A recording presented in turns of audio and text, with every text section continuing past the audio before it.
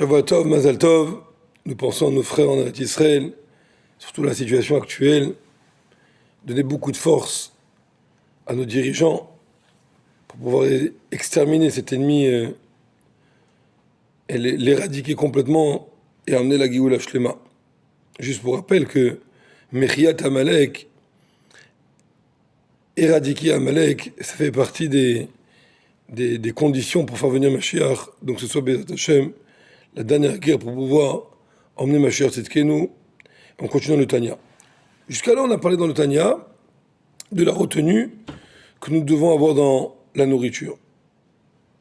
Maintenant, on va parler de la retenue d'autre chose, pas que de la nourriture. On avait parlé que certains ils s'empêchent de manger, ou ils mangent 2 heures plus tard, on a vu le Talmidei Chachamim, ou bien ils ne mangent pas tous les aliments. Enfin, il y a de la retenue. Alors, juste, je rappelle que dans notre génération, on a besoin de manger et comme il faut. Le Rabbi dit simplement, on va se contenter, si on a 2 plats devant nous qui sont au niveau nutritionnel, les 2 bons, les 2 ils vont m'amener ce que j'ai besoin dans mon corps, mais que un, je l'aime au niveau du goût et l'autre, je l'aime moins, alors on va manger celui qu'on aime moins pour avoir de la retenue. Parce que dans notre génération, on n'est pas dans la génération de les précédentes ou encore avant, où on avait la possibilité, la capacité de pouvoir réellement attendre pour manger, parce qu'aujourd'hui, la santé elle est très fragile et il faut absolument répondre à la demande de son corps pour pouvoir être en bonne santé. Ça fait partie des Darkei Hashem, des chemins de Dieu, que d'être en bonne santé. Alors on continue dans le Tanya. Vechen, et c'est ainsi. Im bolem piv, si quelqu'un se retient, il ferme sa bouche, miledaber dvarim, que de parler des paroles. Ça veut dire qu'on a ici une personne qui a un moment libre, on va dire, et il a envie de raconter quelque chose.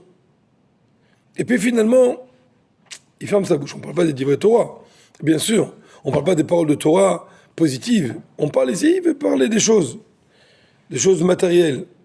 Mais il se retient, parce que ce n'est pas nécessaire, parce que ça ne va pas le faire grandir de Yirat Shamayim, parce que ça ne va pas l'approcher de Dieu. Alors dans ces cas-là, le fait de s'être retenu, c'est déjà un hitkafia important. Et bien sûr, on ne parle pas ici, pardon, on ne parle pas ici de la shenara, ça c'est interdit. On ne parle pas ici de dvarim, des paroles de mensonges, ce qui est bien sûr interdit. Lui, il se retient de parler des choses qu'il aurait eu envie de parler. Chez Libo mitave meod et d'Abraham, des choses qu'il a très envie de dire. Mais encore une fois, c'est pas nécessaire pour sa vie. On parle pas ici des choses qu'en vérité il a besoin d'en parler parce que sans ça il va pas vivre comme il se doit. On parle ici des choses qu'il a juste une ta'ava, il a juste un désir de parler. Il a envie de raconter comment ça s'est passé ici ou ça s'est passé là-bas. Bien sûr, encore une fois, tout est bon, il n'y a rien de mauvais dans ce qu'il va dire. Simplement, c'est que voilà, ça va pas servir à grand chose ce qu'il va raconter. C'est juste le besoin pour lui de parler. Et lui, il se retient. Vechen, c'est la même chose. À part la parole, Be'irure marchavto. Dans son cerveau, comment il pense. Quand il a, dans sa tête, comment ça tourne, comment est-ce qu'il a envie de réfléchir à quelque chose, par ta'ava, par désir, pur désir. Pas encore une fois pour grandir et pour faire des choses qui sont importantes. Afilou be'me'at mazir. Même si sa retenue, elle est minuscule, elle est toute petite, parce que quelqu'un qui courbe le côté négatif, la citrachara, les tata en bas,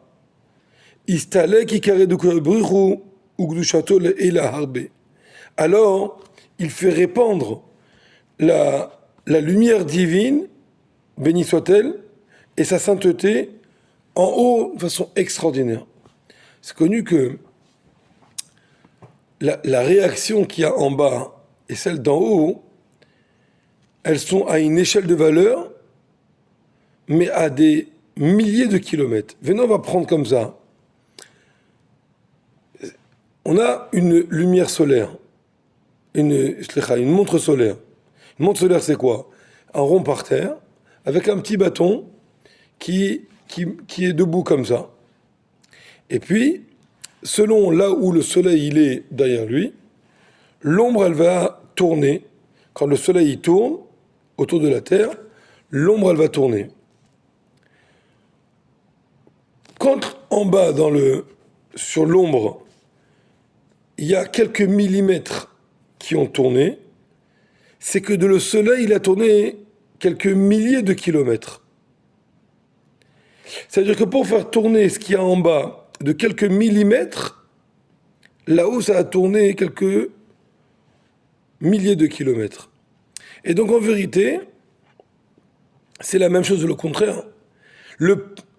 Si on avait le contraire, si on avait d'en bas, on aurait pu tourner le soleil, alors avec quelques millimètres qu'on aurait fait en bas, là-haut, ça aurait tourné des milliers de kilomètres. Et donc il nous dit comme ça, le fait de se retenir, ne serait-ce qu'un petit peu, mais atmazir dans ce monde ici-bas, eh ben, ça va répandre en haut une lumière extraordinaire. Ça veut dire que la réaction de l'effort qui a été fait en bas, il est époustouflant, elle est énorme devant ce qu'il va y avoir là-haut. Alors qu'en bas, il y a eu une retenue qui est très petite, mais en vérité, ce petit peu en bas, ça a fait un très très grand changement là-haut. Et en vérité, on a pu remarquer qu'ici, le Admorazaken, il donne des mots très forts sur des retenues de choses qui sont permises. Alors que quand il a parlé de la retenue sur les choses interdites, des paroles interdites, des nourritures interdites, il n'a pas donné des mots aussi forts que ça. Ici, il dit ici, Istalek ikare de Kutabrichu ou Gdushato. Il va répandre la lumière de Dieu, béni soit-elle, et sa sainteté. Le mot et sa sainteté, là-bas, il n'était pas dit.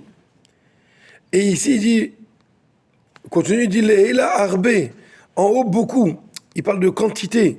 Ça veut dire qu'en vérité, quand il s'agit de choses permises, qu'on se retient, alors que non, on aurait eu le droit de les manger et qu'il n'y aurait pas eu un interdit de les manger, ou de les parler, ou de les réfléchir, eh ben, la réaction, elle est énorme. La réaction, elle est beaucoup plus grande que quand on se retient même de choses qui nous sont interdites.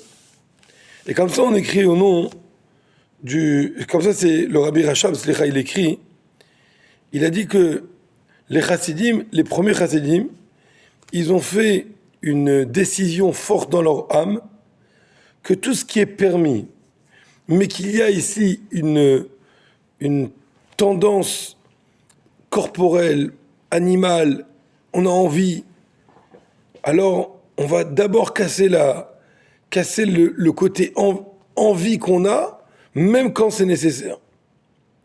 On raconte une histoire avec un chassid qui s'appelle Reb Shmuel Moulkes. C'est un très grand chassid.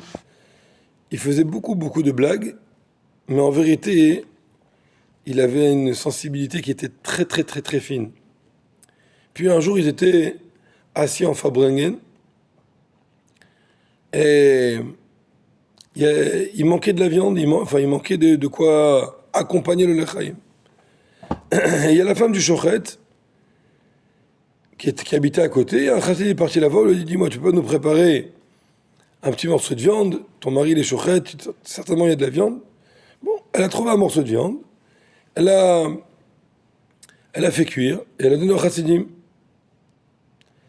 Donc le morceau de viande, il est arrivé à la table du Fabrengen, et il venait d'être cuit, donc il avait l'odeur encore qui montait au nez. Et Reb Shmuel Moulkes, il a pris le plat comme ça, le plat de viande. Et les Chassim lui ont dit, mais qu'est-ce que tu fais? Pourquoi tu nous enlèves? Et lui, il a commencé à danser avec. À un moment, les Chassim lui ont dit, bon, ramène vite la viande, qu'on puisse goûter un petit peu. Reb Shmuel Moulkes, il n'a pas voulu. Et quand les Chassidim, il y en a un qui s'est levé pour lui dire, bon, allez, il voulait lui reprendre le plat. Lui, il a couru. À l'époque, il n'y avait pas de toilette. C'est à l'époque de Noirzakan, il n'y avait pas de toilette, il y avait des seaux où on jetait là-bas toutes les saletés. Il a pris la viande, il l'a jetée à l'intérieur. Donc c'était inconsommable. Juste après, le shochat, il arrive en courant. Il dit surtout, ne touchez pas la viande. J'espère que personne n'a mangé. C'était un morceau qui n'était pas cachère. Et j'ai oublié de le mettre dans un endroit spécial. Mais la viande n'était pas cachère parce que je ne sais pas quel problème il y avait là-bas. Et donc j'espère que vous n'avez pas touché. Et donc là, on a vu clairement que Rabbi Shmuel Moulkes, il faisait des miracles. Il avait Ruach HaKodesh, il savait ce qui s'est passé. Et les Chassidim, ils n'ont pas apprécié qu'un Chassid, il joue le rabbi. Quel rapport toi avec Ruach HaKodesh? Alors ils ont commencé à lui faire des reproches. Il lui a dit, mais moi, j'ai pas de Ruach HaKodesh, et je suis pas un tzaddik, et je savais pas que c'était pas kasher. Mais quand même, il leur a dit comme ça. Quand je suis rentré chez l'Admorazaken, chez le rabbi, la première fois en Yechidout, je suis sorti de là-bas, j'ai pris une achlata forte en moi, qu'à chaque fois qu'il va y avoir trop de matérialité, trop de grossièreté dans le cœur, de vouloir, c'est qu'il y a quelque chose qui est pas bon. Là, j'ai vu que je n'étais pas le seul qui avait envie de manger de la viande. J'ai senti que tout le monde était, après cette viande-là, avec des yeux de tahava, de vouloir manger. Alors il a dit, j'ai compris qu'il y avait quelque chose qui n'était pas bien. Donc c'est votre comportement et mon comportement qui m'a fait dire que c'était pas bien. Pas parce que j'ai Ruach HaKodesh. Comme ça, lui, il a dit, bien sûr, certainement qu'il avait Ruach HaKodesh. Mais ce que je veux dire, c'est pour dire qu'en vérité, quand on a trop envie, quand il y a trop de tahavot, des choses qui sont très désireux, alors en ces cas-là, il y a un problème. Il peut y avoir... Et donc il faut faire attention à ça. Ensuite, un juif va venir, il va dire, ok, très bien. Depuis tout à l'heure, tu es en train de dire, dans le Tanya, qu'il faut se retenir même sur des choses qui sont permises. Mais la finalité, c'est que Hachem, il nous l'a permis. Si Hachem nous l'a permis, pourquoi tu veux me l'interdire? Pourquoi me retenir sur quelque chose qu'Hachem a permis? Alors que pour l'instant, je suis même pas encore un très bon juif qui fait tous mes devoirs. Peut-être que d'abord, tu me laisses faire mes devoirs et mes obligations, et après, tu commences à me parler de Hitkafia et de Hitapra. Ça veut dire que je comprends que Hitkafia, ça va faire répandre une lumière de Dieu très très forte et tout ça. Mais pour l'instant, moi, dans mon niveau à moi, je suis encore tout en bas. Est-ce que c'est là le travail à faire? Il vient l'Admorazaken et nous dit, non, tu te trompes. Parce qu'en vérité, grâce au fait de se retenir, et comme on a dit, dans notre génération, on ne se retient pas de manger parce qu'on a peur pour la santé, mais on mange ce qui n'est pas forcément celui qu'on a plus envie. Et le fait de se retenir, le fait de manger ce qu'on n'a pas forcément le plus envie, ça va m'aider énormément pour servir Hachem comme il se doit, pour monter, pour faire mes devoirs et mes obligations. Ou Mikdushazu, et de cette Gdusha-là qui est répandue par mon comportement de Hitkafia, Nimshech Gdusha Eliona à la Adam le matin. Il va y avoir une sainteté supérieure sur l'homme en bas, les saillés aussi ou araves, pour l'aider avec une aide extraordinaire, ve'atsu mais puissante, là, avodato yitbarer pour servir Hachem. Et donc en vérité, ça me rappelle une histoire qu'un jour il y avait c'était au début des trains, et il y avait une vieille dame qui habitait à 2-3 kilomètres du marché, et donc elle prenait son petit caddie, elle faisait tout un grand chemin pour arriver jusqu'au marché, 2-3 kilomètres à pied. Pour une vieille dame, c'était long. Et puis un jour, le chauffeur du train, qui remarquait qu'à chaque fois il était sur la même trajectoire, il a dit, tu sais quoi, je vais pas prendre de l'élan avec le train, je vais la faire monter dans le train, pour l'accompagner jusqu'à la maison, ça va être plus rapide, puisque je passe à côté de chez elle avec le train. Alors il n'a pas pris d'élan, comme ça il est arrivé à son niveau, il lui dit, madame, montez dans le train, je vous emmène jusqu'à la maison. Elle lui dit, toi laisse-moi tranquille, j'ai pas le temps pour toi. Pourquoi? Parce qu'elle a pensé que ça va être une perte de temps de monter le train. Mais en vérité, lui, il est là pour la faire avancer plus vite. La même chose ici. Quelqu'un, il va dire, Mais moi, quel rapport avec Yitkafia? En quoi je peux monter dans le train d'Yitkafia, je fais même pas mes devoirs? Il dit, mais c'est exactement le contraire. Le train de Yitkafia, il va t'emmener beaucoup plus vite, il va t'aider de façon extraordinaire pour faire tes devoirs, pour faire tes obligations. Vezou Shamour Hazal, c'est ça qu'ils ont dit nos sages. Adam et Kadesh Atzmo Me'at Lemata. Un homme, il se sanctifie, se retient un peu en bas, Mekatimoto Arbe Milmala. Alors on lui donne énormément, on le sanctifie, on le sépare en haut de façon extraordinaire. Pour ça, parce qu'en vérité, on lui donne une aide extraordinaire, on le fait bondir d'un niveau extraordinaire grâce à ce Yitkafia. Donc ce Yitkafia, il est d'une importance extraordinaire pour pouvoir faire son devoir et ses obligations de bon juif. Et bien, Zat Hashem, on continuera la semaine prochaine le Perek Tanya, Perek Rav Zayin. Shavua Tov et Mazal Tov.